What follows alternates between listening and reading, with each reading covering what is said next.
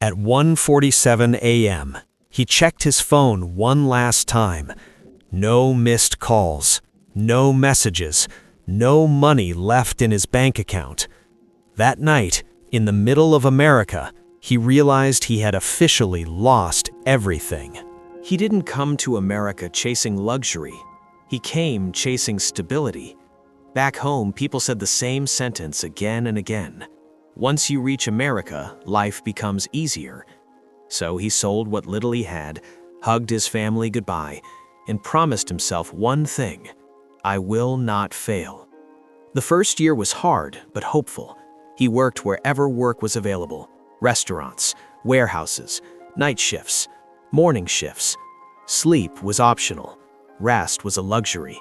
But every paycheck made the pain feel temporary. He shared a small room with strangers, a mattress on the floor, one window, no privacy. Still, he smiled, because he believed struggle meant progress. Then life changed direction, fast. One company downsized, another cut hours. Promises turned into excuses. His savings slowly disappeared. Rent stayed the same. Bills didn't care about effort. He stopped sending money home. Not because he didn't want to, because he couldn't. That hurt more than hunger.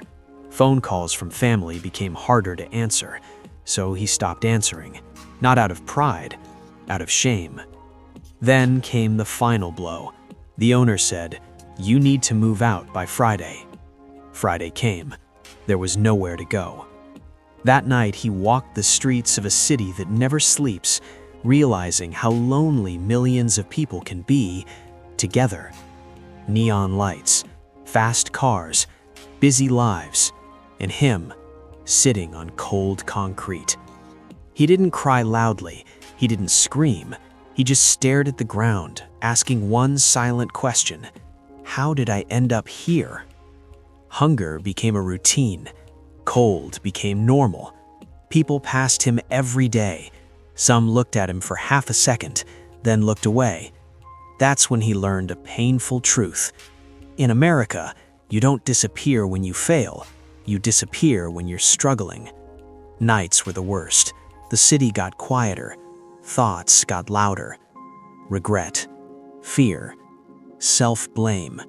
He replayed every decision he ever made. Coming here, staying here, believing. One night, rain started falling. No shelter, no umbrella. Just him, and the sound of rain hitting the sidewalk. And that's where part one ends. Not with hope, not with motivation, but with reality. The rain stopped the next morning, but the emptiness didn't. He sat outside a small grocery store, not begging, just existing. That's when an older woman walked out. She noticed him, really noticed him. Not like others who looked and walked away. She stopped. No camera, no audience, no drama, just one human seeing another. She asked softly, "Son, are you hungry?"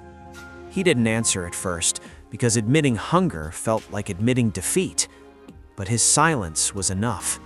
She came back with food and a bottle of water, placed it beside him. She didn't say, "Everything will be okay." She didn't ask about his past. She just said, "Don't give up." That sentence stayed with him longer than the food, because it reminded him he still mattered. That same day, he cleaned himself as best he could, stood up straighter, looked people in the eye again. The next weeks were rejection after rejection. Job applications ignored, doors closed, emails unanswered, but something had changed inside him. He wasn't invisible anymore, at least not to himself. On the 28th attempt, someone finally said, "Come tomorrow." It wasn't a dream job, it wasn't even a good job, but it was honest work. He showed up early, left late, never complained. People noticed. Weeks passed, then months. The floor mattress became a shared room again. The shared room became his own small place. Nothing fancy, but it was his. Today, he still walks past that grocery store sometimes. Not to remember pain, but to remember strength. Because life didn't change overnight. Life changed the moment he chose not to quit. If you're watching this and feeling lost, behind, or invisible, remember this: rock bottom is not the end.